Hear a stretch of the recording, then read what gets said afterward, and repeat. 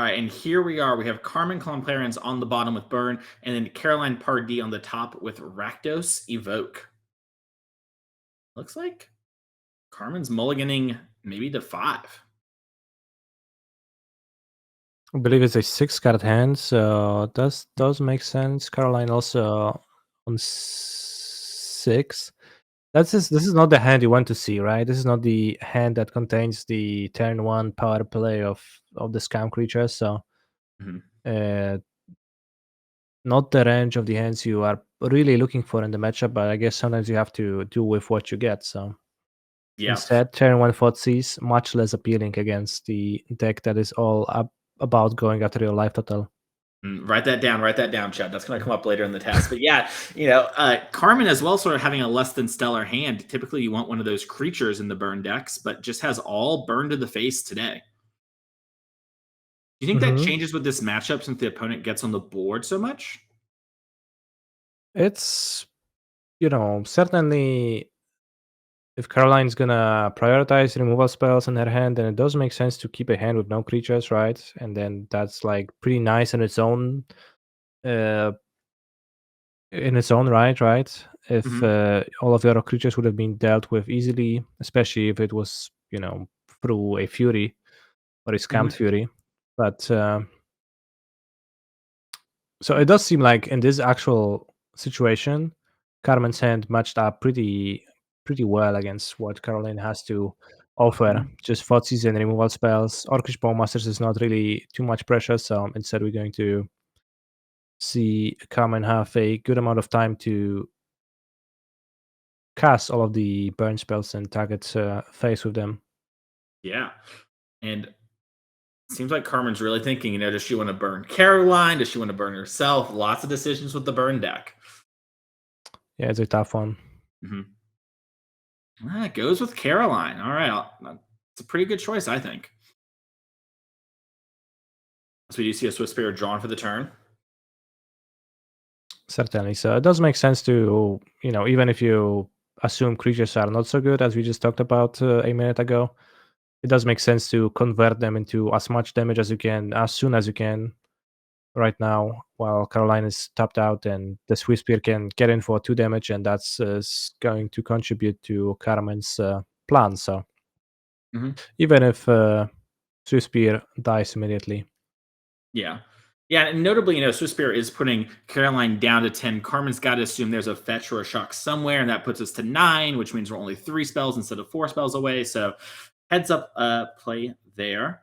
It looks like Caroline unfortunately drew a Thoughtseize. 2 is less than 4 canister, but do you think she's going to deploy it? It's really rough, right? The ideal turn mana wise, like if you want to be mana efficient, right? You want to hold the Delta, fetch Blood Crypt, pay to life, bolt the Swift Spear, Thoughtseize away the Borosham, but then you go to 5 life. It's really not comfortable against Baron, so Hmm. instead Orcish Bowmasters is going to ambush this Monastery Swift Spear, I guess. Yeah, maybe looking to ping and then block, but Carmen picked up Searing Blaze and a swamp there from Caroline, just really prioritizing her life total right now. This is an interesting exchange.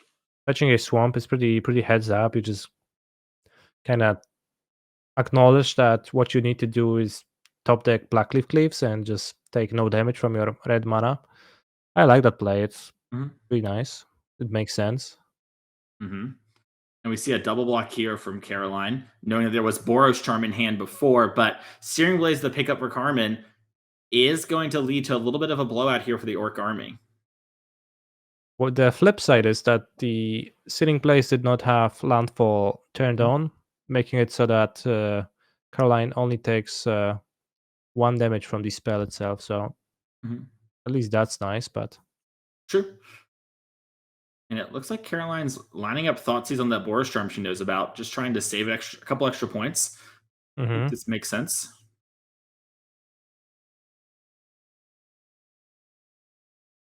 These spots are always so hard from these, scam decks or any deck really. When the burn player gets you down to these low spots, you have to decide, like, am I going to play a spell? Am I going to use my mana efficiently? Am I going to play my land tapped? It's so hard to navigate.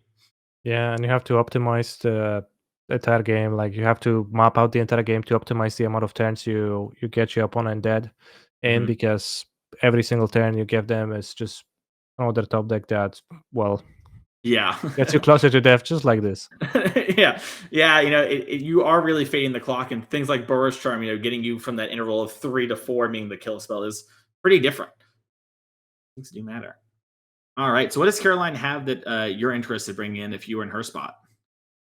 Not much, in all honesty. There is Shieldred, which is a source of life gain, but it's also a 4 mana card, and Mhm, it's not a guarantee that you will always get to cast a 4 mana card against burn.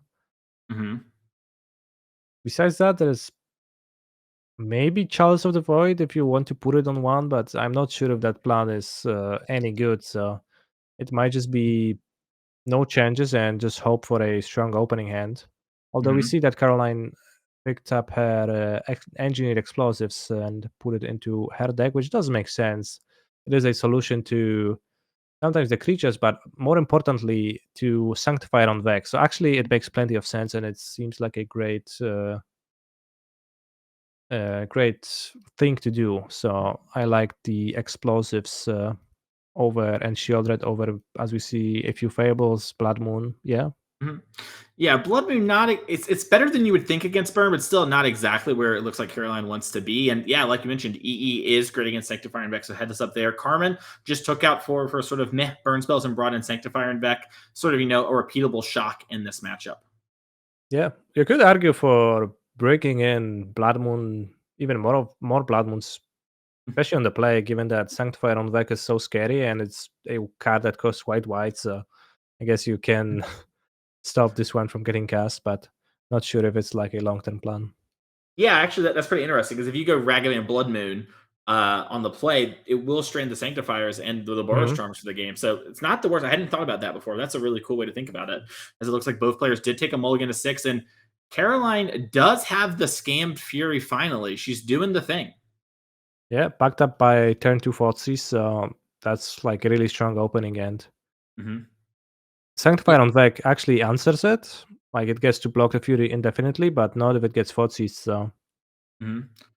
seems Yeah. like Caroline has most of the things covered. Yep.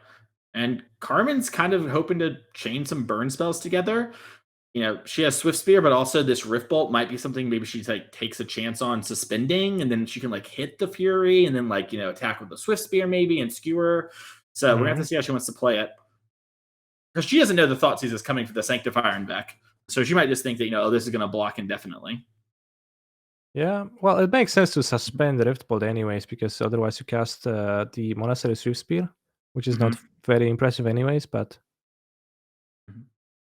Yeah, it that looks is like not the line. Yeah, she's probably just thinking, Sanctifier and Beck's gonna go the distance. Mhm. Yeah, normally I think it would.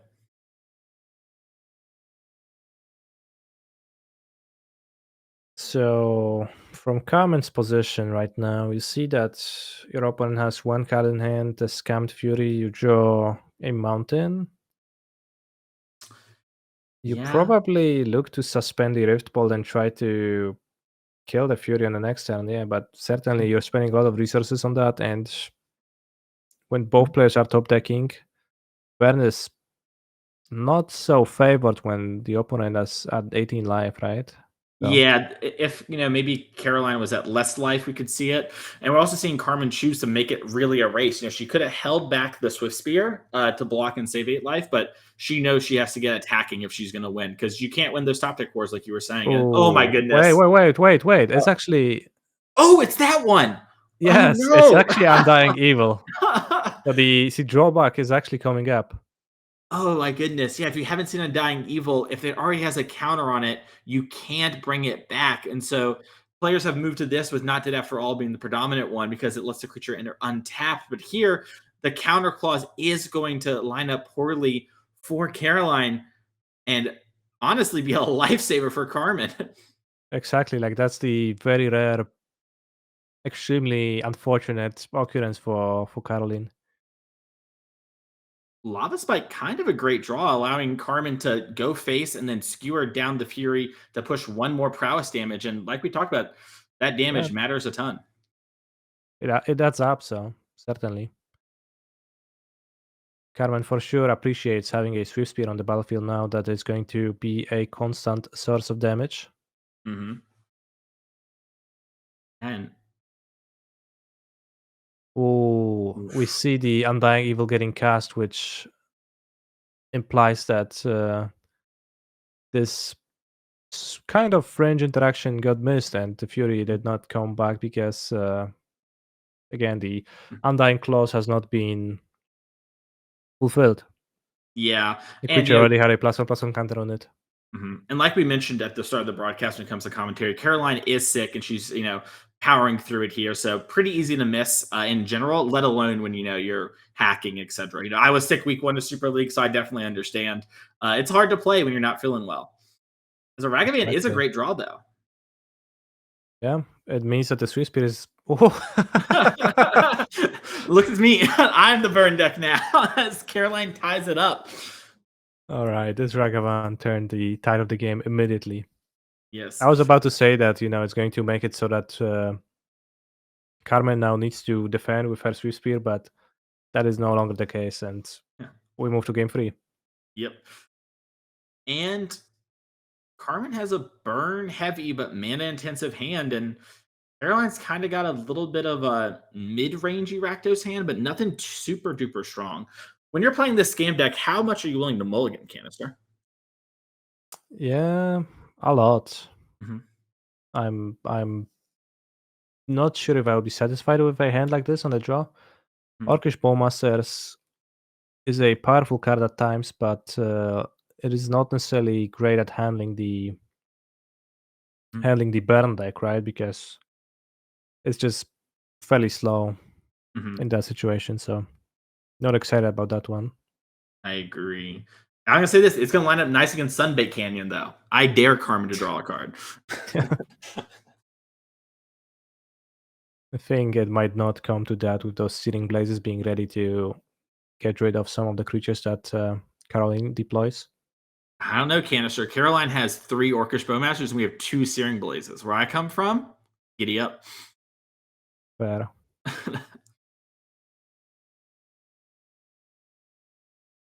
Instead, Carolyn goes with a.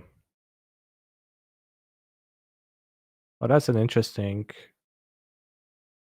Okay, it was a Borosham. For a second I've seen like I've noticed the Searing Blaze being highlighted, and I was about to be surprised, but that was just a mistake of my own perception. You're all good.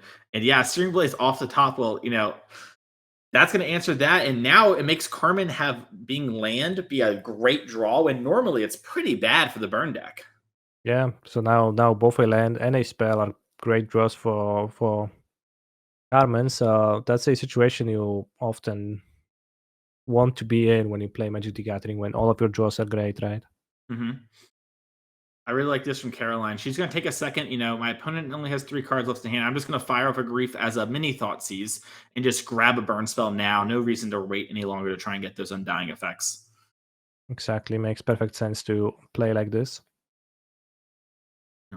And she's in this awkward spot, right? Skullcrack is 3 damage, just to the face. But yeah, the Searing Blazes she can maybe invalidate with things like Dothy if Carmen doesn't draw lands. Mm-hmm.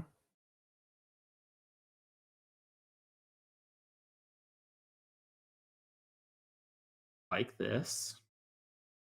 Oh no, Fetch land, that's perfect. Oh, That's just no. perfect for Carmen. The whitelist is in as we are going to see the Searing Blaze putting Caroline down to 6 and essentially 3.